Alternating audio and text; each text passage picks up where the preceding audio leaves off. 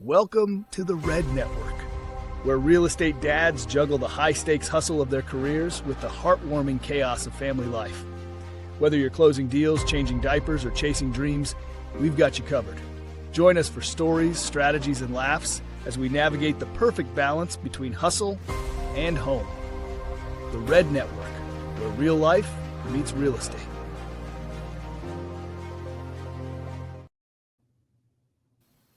Welcome back to the Red Network.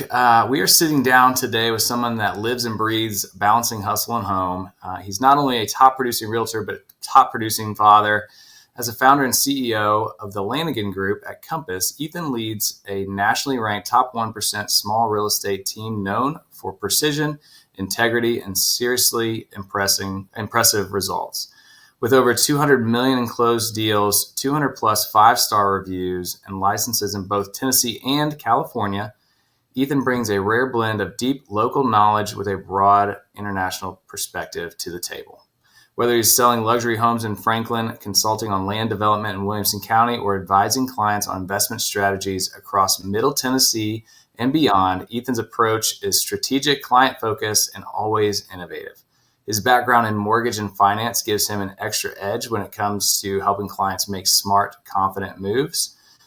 But beyond the deals and accolades, Ethan's proud Franklin local, a husband, and a twin boy dad who's just as comfortable on the ice rink cheering on Camden and Beckett as he is closing deals at the closing table. When he's not working, you'll find him hosting friends, traveling with his wife, Erica, or catching a Preds game in Nashville. Get ready. We're going to dive into mindset, strategy, and real estate behind the scenes of building a powerhouse real estate brand while keeping family at the heart of it all. Ethan, welcome to the show. Thanks so much for having me. I appreciate that. That was impressive. I may steal a soundbite of that and just play it every time I walk into a room. Yeah, man, there's your intro music right there. There it is. Ethan, what has been up with the Lanagan family lately? How have y'all been? Everything's been great. I mean, this the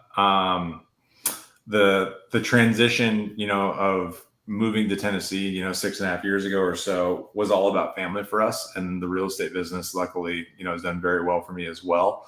But the family's kind of always been the backbone of the reason why, and the reason why we do things, and the reason why we work so hard. And as the kids have grown up and they've just gotten, busier and more active and more into sports and things like that, it's basically all I really do is real estate and family life. There is no other activities, but I try to be pretty balanced at the two of those and being, active in both of those categories. Yeah, I had somebody ask me recently, they're like, what do you do for your downtime? Or what do you do in your downtime? I was like, what is downtime? Like, yeah. I don't know what that is. Maybe when they go off to college, I'll have that again. But it is 100% either work or driving to and from sports or watching sports. Exactly. Yeah, we pretty much live, going back and forth between the hockey rink and, we have 6 games this weekend and tournament schedules and things like that. So you balance that with open houses and showing clients property and taking listings and, being a good provider and being a good father at the same time. Yeah, we'll kind of get into that a little bit later about how do you balance that. But I want to hear first, tell me about the decision to move to Tennessee. You had a business in California. It takes a lot to make a decision to kind of uproot that and move to a different state. Tell me about that. Yeah. So I sold real estate in California previously. I'm still dually licensed. I have a full-time partner out there as well. So we still maintain, a pretty decent book of business in California. But a lot of people that are relocating here because they can work remote or because it's a job transfer or something like that. That was not the case for us. So we relocated here, and it was completely, a leap of faith and a family first decision. We just, I guess, without going too far down political rabbit holes, Tennessee was much more in alignment with the way that we wanted to raise our kids. A little less government, a little less, politics, a lot less taxes, and more creeks and less concrete jungle. And it just the family first kind of environment that we wanted to build was very important to us, and that was harder to achieve back in California with cost of living and just kind of the way things were structured there as far as school systems and government and things like that. So the driving force for us was I would say 100% kids, and we were excited for a new adventure, but It was not a career move. It was walking away from, a pretty decent real estate income and restarting a career. How old were the kiddos whenever you moved out here? They were 3. Yeah. So 3 years old. We have 3-year-old fraternal twin boys, and they are 10 now. Yeah, that's awesome. That was let's see, back in 2019. Yeah, that's right. So you're what started the flood from California to Tennessee. Yeah, I take full responsibility, and luckily I've captured a small portion of that. But it was a huge wave to follow. I would say, I'm pretty good, but I'm twice as lucky. We just beat the wave. Yeah, no, that's awesome. Sometimes it's better to be lucky than good. So that's right. Whenever we're talking about moving from one state to the next, real estate and having a real estate business in one state, like you said, it's not like we're moving from one salaried position to a similar salaried position in another state where I just turn this light switch off, turn this one on, and we're good to go. I'm assuming you didn't have a giant sphere of influence here waiting for you whenever you got here. How do you pick up your business and start anew in a different state? I think, for me, we moved out here, and I knew the realtor that I used, which I didn't know prior. Yeah. And I knew one family that lived in Mount Juliet that ended up getting a job relocation about 6 months before we moved here. Oh, geez. They were friends of ours from Orange County, and they moved out here, and then they got relocated to Atlanta. So I literally moved out here knowing nobody. So I knew one person in the business who certainly wasn't going to send me any referrals. and then we just moved out here and restarted from scratch. And, very luckily, I was able to bring on somebody before I left and still do a fair amount of business in California that was able to kind of sustain me as I rebuilt a client base out here. But the bulk of my business has always been, based on, past client referrals, sphere of influence, and, just general networking. And I've always done a variety of different things as far as marketing and lead generation and social media and things like that. But I think one of the things that really helped me kind of early on was leaning into the reasons why I moved here and leaning into kind of the story. And I think a lot of my clients could relate to that, being that we had a huge relocation market over the last 5 years or so. I think a lot of people were like, oh, he already went through that and I can grasp that. And he moved there for the same reasons that I want to move there. And it built a stronger rapport as opposed to, working with an agent that somebody met off Zillow or something like that. Yeah, that makes sense. People want to do business with people that they like, know, and trust. And to be able to kind of hear your story and say, you know what, that sounds a lot like me. This is somebody that might be able to represent us to the best for sure. Yep. That's great. And, we'll just kind of get right into the balancing hustle and home. We talked a little bit before about how busy we are with youth sports, with real estate. You run a big real estate business. You've got, like you said, 6 games this weekend. How do you balance all of that and still make sure that you're providing the experience that you want for your clients and the experience that you want for your family? I think there's different levels of balance, right? So I was having lunch with a kid that was kind of getting started in the business, and he asked me the question about balance, and I just kind of looked at him. I'm like, balance for you won't exist for a while. No, got a minute. And it's almost like you have to earn a certain level of balance. But I think complete balance is an absolute myth. But I do think the further you grow in your business, then you have the ability to make choices, right? Mm-hmm. So when I left a multiple 6-figure income in California and I was moving out here, like first year, there was no choices. If somebody wanted to see a property at 8:00 at night, I'm showing property because I got to feed my family, right? Yeah. But then once you escalate and your production grows from, to the point where all your bills are paid, and then to where, double all your bills are paid, and then you can afford vacations and you can afford investment properties and you're putting money in the stock market and things like that, then you get to a certain level where your time is worth more than it previously was. And you just got to make decisions, right? So if I have clients and like I took on a client recently and they're like, I can only see property after 6:00 at night and on Sundays. And I'm going, you're probably not the right client for me because I don't want to do that. And fortunately to be in a financial position where I can pass them off to either refer them to somebody or give them to a teammate or something like that. But I think early in your career, you don't have the ability to have those choices. You have to earn those choices. And then once you have, then it just comes down to valuing your time. And you got to think about, like, if I lose this client, but I get to go to my kids' practices every night this week or their games every night this week, is that a trade-off that I'm willing to make? And I think at a certain level it is, or it should be, based on the way that I want to live my life. So if I can make 80% of my income versus 100% of the potential income, but I could be an 80% better father and husband, that's worth it to me versus, constantly grinding and working, 15 hours a day like you have to when you're trying to, first get to a level of, moderate success. Yeah. There's no substitute for that, like, early grind where it's like the foundation of your business, and you did it twice. You did it in 2 different states, but you have to build and lay that foundation, or else, you're not going to have anything to build on.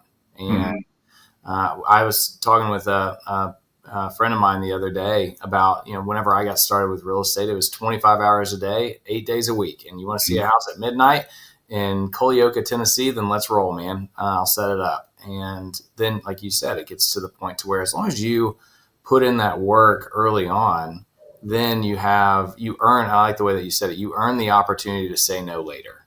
And setting it up to where now you have leverage so that you're able to help your clients, and your business is creating a referable experience versus you personally creating that referable experience at all hours of the day. And then you can be present with your kids in that practice because, they're only going to be playing hockey for so long. And then eventually it's, they're going to grow up and they're going to have kids of their own. You can still make money during that time. There's a brief window of being able to capitalize off this opportunity. There's always going to be buyers and sellers. You got it. Yep. Yeah.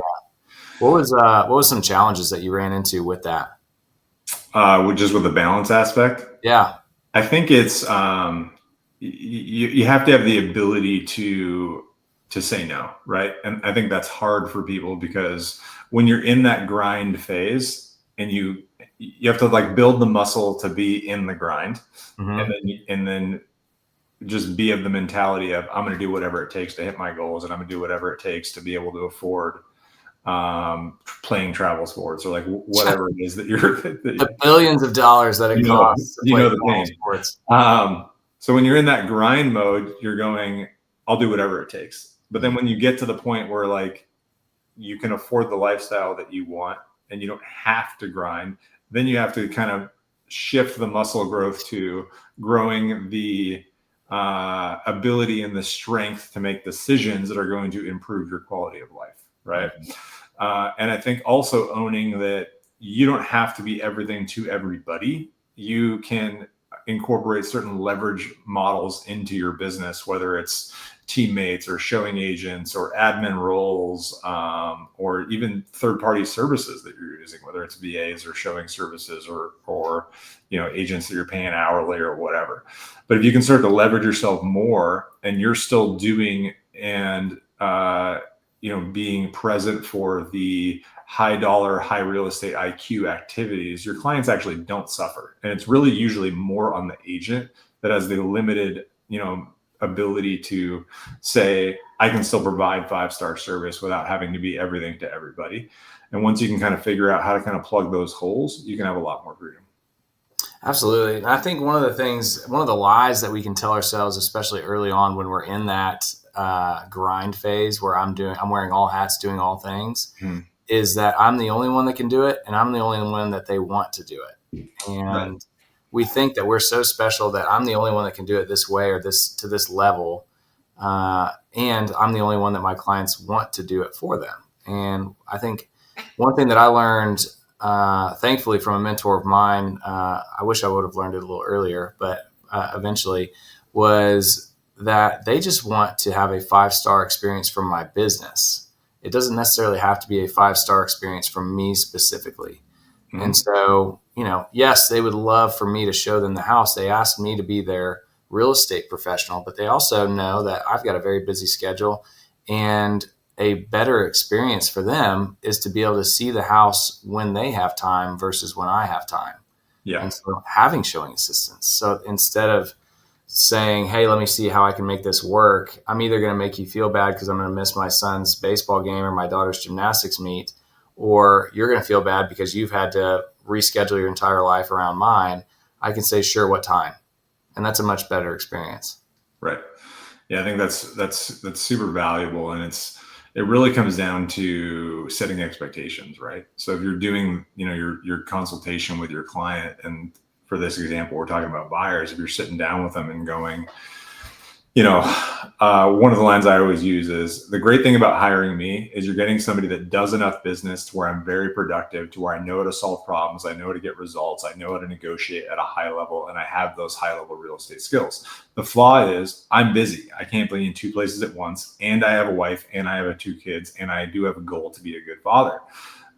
But you will never miss an opportunity to get into a house. You will never miss an opportunity to have somebody at your home inspection or whatever, because my business is set up to where you will always be covered, even if I can't be in two places at once. Is that fair? And if they go, yeah, of course that's fair. It's logical. But I do think realtors, as just a mentality, have to kind of break that cycle and break the expectations that we've built within the industry. It's such a weird concept, because we literally have the ability as realtors, as a single producer, to build a 7-figure annual business. Mm-hmm.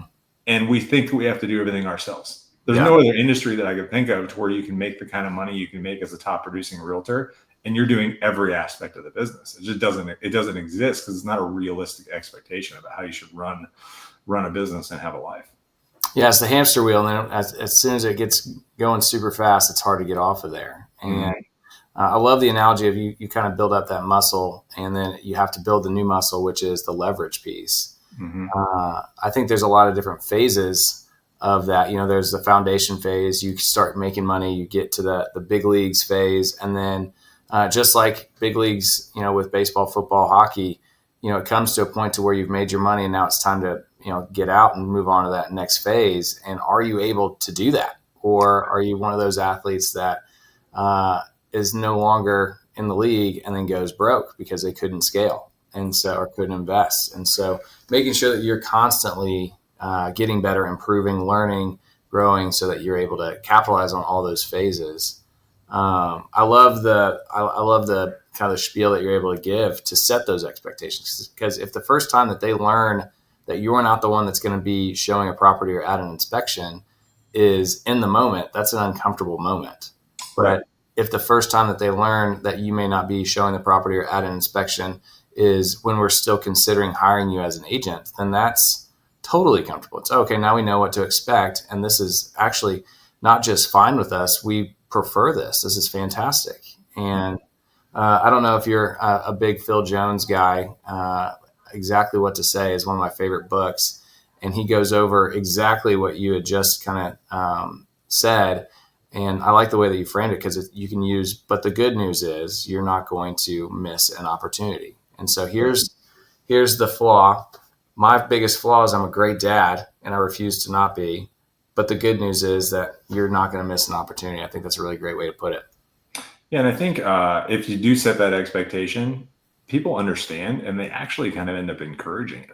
Yeah, it's like, oh, good, you're a good person. That's fantastic. Yeah, and people are like, I'm really sorry, I can't see property till 7:00 tonight. I know you want to be with your family. Like they get that, and I think the clients that you want to work with do get that. So yeah, if you can make it, great. If you can't, say I can't make it, but I'll make sure you get in that house. They don't care. As long as you're the one that's doing, the important skill activities, which I don't think is showing property personally. I mean, I pretty much have been in enough houses where I can analyze it pretty well online. Now, certain ones, obviously, you're going to go see, but once again, if you use a showing agent and they go look at 8 properties with a showing agent, and then you got to go look at the one they're going to write an offer on at a later date, that still saves you hours and hours of time. 100%. And I use the analogy all the time of like, if a friend of mine owns a restaurant, I'm going to go to that restaurant because I know what kind of quality I can expect from that restaurant. I don't expect them to seat me at the table, wait on me, make my drinks, cook my food, clean the table, wash the dishes, give me my check. I expect them to hire the right people to do all those things so I can have a 5-star experience. You got it. Yeah. Sounds That's good. great. I love that. So tell me, what are some of the challenges? We've gone through challenges of getting started with real estate, of, kind of building that foundation phase. What about on the flip side? The challenge of also being a really great dad while doing all those things. As I've grown in business and life, I've become very big on expectations, right? So like right now, my kids are at the age where they are very aware that dad's home and I'm in my home office and I'm working and whatever. So if they think that you're home, they think that you're not working, sometimes when they're conscious of it.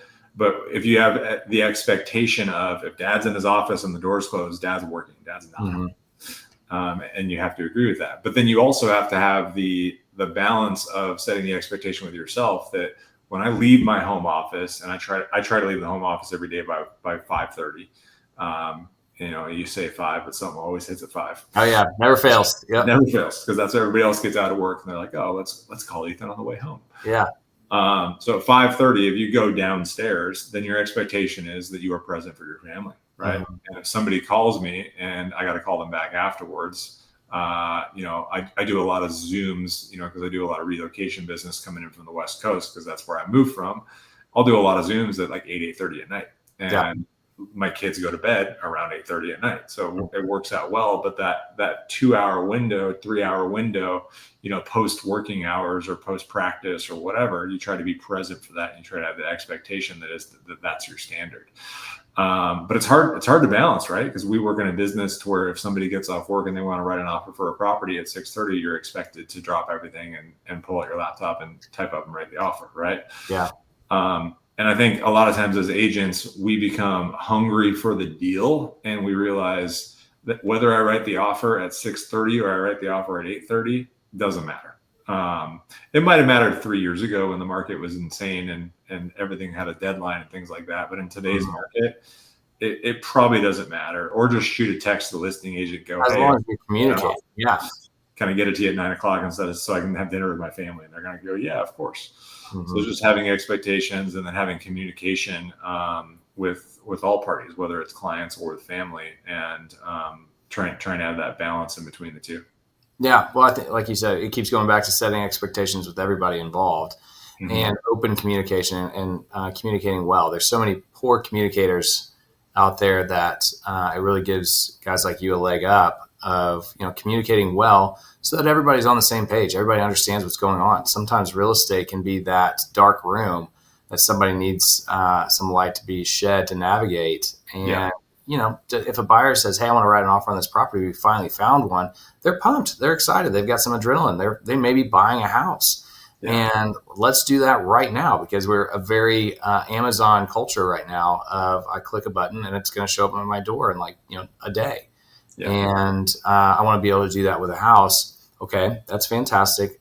Here's what happens next.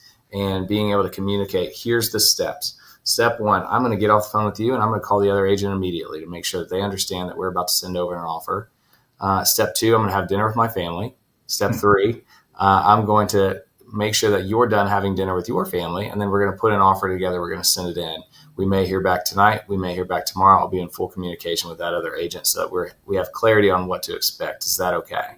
And setting those expectations. And then they're like, oh, it's fantastic. If I go to a steakhouse and I expect that my steak's going to be done the second that I order it, probably going to be pretty bummed whenever it takes a little bit to get to my table. Or pretty raw.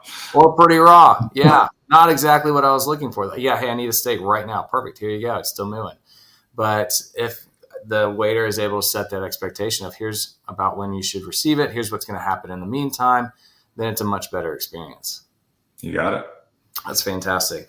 What would be some advice that you would give to not only a young agent starting out, maybe touch on that first, but then also a young father starting out? So maybe they're a young agent, maybe they're already a dad. Let's go there first.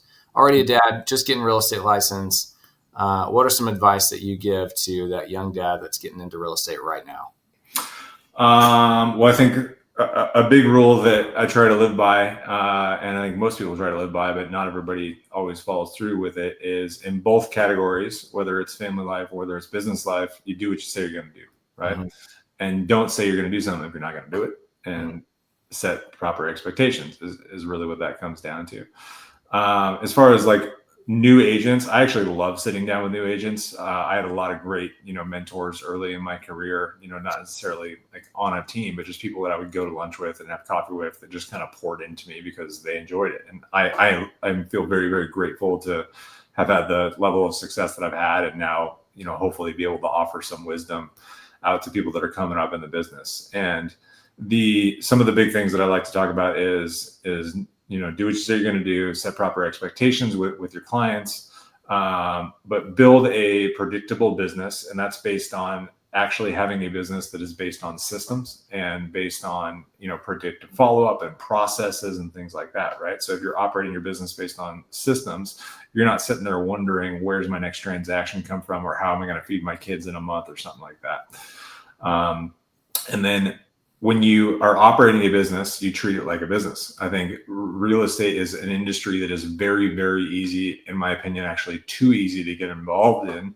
So as a result, people treat it like a hobby, and they treat it like it's fun, and they do, social media videos and things like that. And there are agents that are very successful with that. I'm certainly not one of them. TikTok dances for you? No TikTok. I can't dance, and I'm not that pretty, so I wasn't built for it. But figure out what you're going to do to fill your funnel, and then dedicate time in your schedule to where you're spending time actually prospecting and generating, business, whatever that looks like. And it doesn't have to be one avenue, but you need to pick, a couple different avenues that you're going to pour into, and you're actually going to prospect and generate business in your business. One of the other things that I've become a huge advocate for is just managing your money properly, right? And I think a lot of agents, when they get a $10,000 commission, they go, "Great, I made $10,000." And then I just look at them and I go, "No, you did not make $10,000. You made about $6,000." Because you need to take 20% of that, and you need to put it away for taxes, and you need to take 20% of that, and you need to invest it. Otherwise, you're going to be selling real estate till you're 90 years old. Yep. But I think if you're better with your finances, and you get to a position where you have, transactions in your pipeline, and you have months worth of savings in your business checking account or whatever you use, that's when you get to the position of, I can make decisions that are good for my clients, but also improve my life.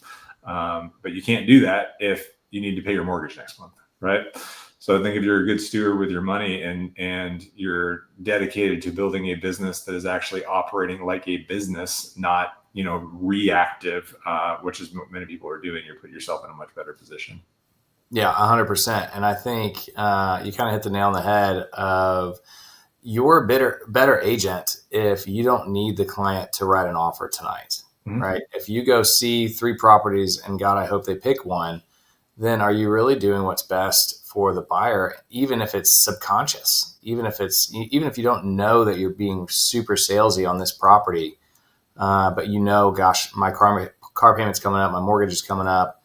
Are you being the best agent for your client, putting their needs first? I've talked clients out of listing their house because I'm like, hey guys, you can turn this into a rental and still buy the house that you want to buy. You should do that. Let me show you how. I know I'd get paid thousands of dollars if you sell your house, but this is actually what's better for you. And I can do that because I don't need your thousands of dollars on this specific transaction to pay my mortgage. And so making sure that you're setting everything up for a business, you're investing so that if you're not just riding the 2020, 2021, 2022 highs, you're still able to be in the business. Yep. I think we're going to see a lot of that over the next year, unfortunately, as the market is, really, slowing down for a lot of people. Is the people that got into the business and made, a good living during the high times, and think that was sustainable forever, are probably going to be in a position where they maybe didn't take good enough care of their clients, or didn't set up a business model to where they could actually have a predictable business. And I think a lot of them are going to be out of the business in the next 24 months, which is okay, because this business is not designed for everybody to be successful and a great and a high producer. I mean, but that's why, top 1% of the agents make, 99% of the money. It's It's designed to reward the people that can be high performers and can run their business like a business. Yeah, 100%. And like you said, the barrier of entry can be low. It's 90 hours and some continuing education. And so I think because of that, it can be treated by some like a hobby. And and it's sometimes for the consumer, it's hard to know the difference because everybody looks the same on Facebook, and it's very easy for this real estate hobbyist to look just like Ethan on Facebook, but in reality, whenever you look at the numbers and you check out the experience, it's totally opposite.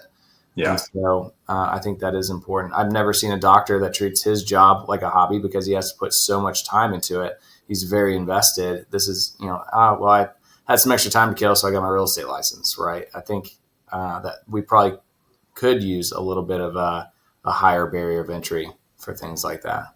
Yeah, I think so. I mean, different topic, but I think there should be a higher barrier to entry. There should be more cost associated with being a realtor to drive out the people that just want to do 1 or 2 transactions a year. Mm-hmm.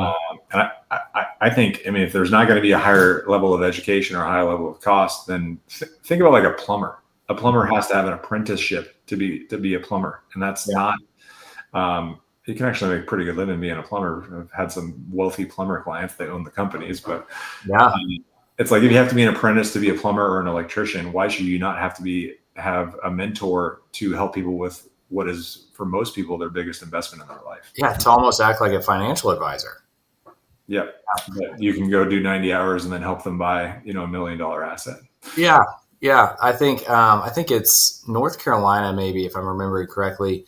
You have to have, it's almost like an apprenticeship. Like you have to be under somebody for, I think, like 2 years. And then I love it. I think that should be the standard, but you can be like a broker or not even a broker. I think that's when you can be like an affiliate broker. I could be wrong.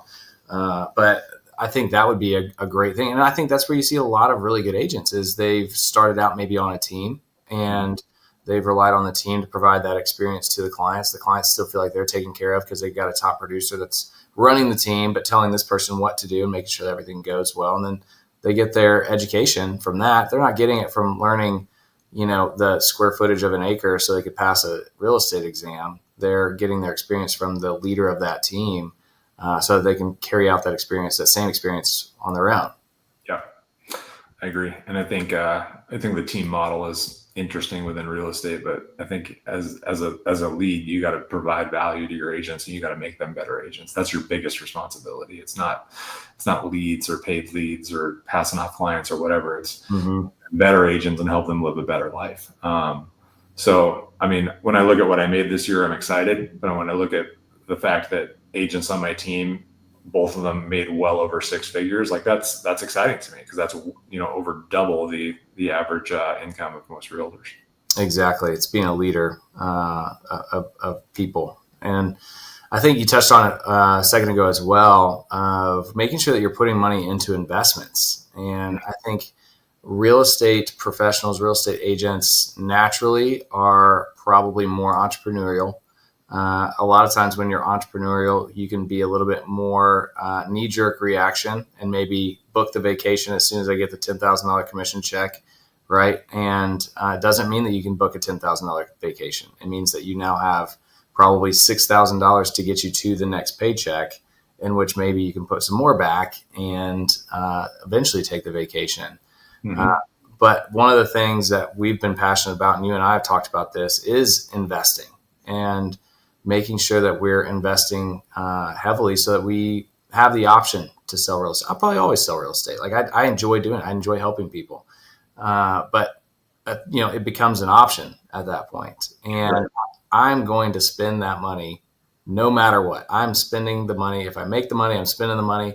I'm either going to spend it on crap or I could spend it on investments that are going to pay me later. It's much better if I'm spending it on investments. So with that being said, what are some things that you focus on investing wise? Is it real estate? Is it long-term rentals, short-term rentals? Is it stock market? Like what's been kind of your go-to? Yeah, well, first of all, I will openly admit that I was not good at this early on in my business life, and I did not study it, and I did not create disciplines and things like that. But I think once you sit down and you actually analyze it, you have to look at it and you have to go, now that I know, I'm literally insane not to operate in a way that is creating a future, for my family and the way that I want to live. Right.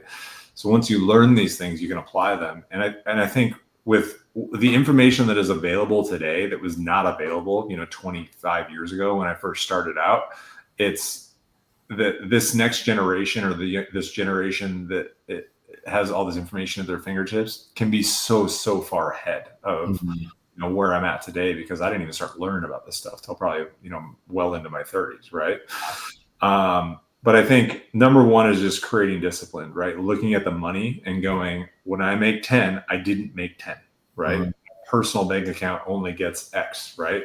So you pay yourself out of the gross, and then you redirect the money before it goes anywhere else. So, and where you're redirecting it is certainly relevant, but it's more about creating the behavior, right? Yeah. I've had years early on in my career where I had a tax bill that was more than I had in savings, right? Mhm. That's not a good feeling. You don't want to do that. You don't want to do that again. Now I'm talking to my accountant tomorrow, and I know that I have an account with more than enough to cover taxes for the year, right? And if you're not paying taxes, you're not selling enough real estate. Yeah. Or you need to buy more rentals. Yeah. But I have a short-term rental. I have long-term rental. I have money in the stock market. I have retirement accounts. And it's probably balanced about 50-50 between the market and between real estate. I think as people in the business, we kind of have an unfair advantage when it comes to real estate, and the tax advantages of real estate are more heavily weighted, especially with some of the new tax laws. So there's a good chance that I buy another rental this year, just because I want the depreciation, and I want the bonus depreciation. And you're a real estate professional, so you can get bonus depreciation even on a long-term rental. But yeah, I think you need to do it all. But I think the biggest thing is just creating the behavior. And I have a spreadsheet. When money comes in, there's sales price, commission percentage, gross commission, whatever goes to the brokerage, and then there's net commission, and then it's of that net commission, there's a percentage that gets directed to the stock market. There's a percentage that goes into a high yield savings account, and then whatever's left is my operating income for the business, and then I pay myself out after that. But I think if you build it in a way to where you are operating not off your gross income, you're operating off probably half of your gross income, you can live a much healthier long-term life. Mm-hmm. Yeah, and making sure that you're putting that money that is going to Uncle Sam no matter what in an account to where, if you're putting it in the right investments, it can pay your taxes for you. And also, like you said, there's so many advantages and incentives to where you can, eliminate a good portion of your taxes if you invest in the right things, if you write off the appropriate things for your real estate business, things like that. One of the advantages of the big, beautiful bill that just came out is we've got clients that are literally getting their down payment on the house that they're buying, the investment property that they're buying, from a tax deduction. Like they're getting that money. They're paying, let's say, $100,000 one way or the other. You can pay Uncle Sam, or that can be a 20% down payment on a rental property. You choose. And you're never getting that money back from Uncle Sam. You will have that money cash flow and appreciate if you put it into a property. And so what makes more sense to you? Like, what would you like to do? I think looking at it from a standpoint of, everybody's a little different. And I've got friends that, they would have anxiety if they don't have X amount in their bank account, which would be a large amount. And maybe it's like a whole year's salary in their bank account. And for me, that gives me anxiety, because it's like, oh my gosh, I could do so much more with that money in that bank account than just sitting there making a fraction of a percentage. And so it's just kind of, I think the point is, at the end of the day, it's whatever makes you most comfortable so that you can make the best decisions moving forward. Yeah, I think you got to invest. Like that's not an if, it's just a question of how much and at what percentage. Yeah. And then you got to have the money that gives you the ability to make the decisions that you want to make, right? And I think that number is going to be different for everybody. It's going to be different based on your expenses, and it's going to be different based on just your mentality and your stress level, and just kind of how your brain operates, right? Like some people will, like you said, they'll freak out if they don't have 6 figures in a savings account. I think that's a lot to have that savings account personally. Yeah. At least put it in a high yield or S&P 500. Yeah, right? Put it somewhere where you're making some money, more than like a fraction of a percentage. Exactly. Yeah, awesome. That's great. As we're kind of wrapping up, anything that we didn't touch on that you feel like we should? Anything that any advice? Anything that you'd like to say before we go? I guess in parting, I would just say, like, trying to be a good dad in this business is hard because you have the ability to not turn it off, and you can set that expectation of yourself. And it's become a badge of honor in the sales industry in general to brag about how hard you work. Yeah. And that's great. Like I said, when you're climbing the mountain, you have to do there. But once you get to a certain level, you need to implement disciplines in your personal life to where you're going to, be dedicated, and as dedicated, if not more dedicated, or should be more dedicated, to your family and to pouring into them as much as you do, your clients. Right. And it's kids, and it's assuming people are happily married, it's date nights with the wife, and things like that. But if one of the other things that I try to coach people on, like one of the agents on my team, he's a married guy with young kids, and he'll cancel on things to go show property, and I'm like, no, that is an appointment in your calendar. Mm-hmm. The time is already booked. Yeah. So you cannot go show property during that time. If you need to hire a showing agent, you hire a showing agent. Mm-hmm. You told your wife you're taking her to happy hour, Friday at 4:00. You're not showing that house at 5, right? Mm-hmm. You made a commitment, and that's the commitment that you've made.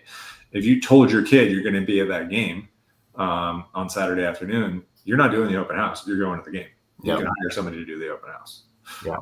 And I think if you have those disciplines in place, then you're going to live a happier life. But I do believe in the initial ramp up period is just reckless and completely unbalanced. You got to earn the right to be balanced, but then you got to be disciplined enough to actually be balanced. Yeah. And it's like you said earlier, it's setting expectations. I remember telling Sammy, like, hey, this first year is going to suck.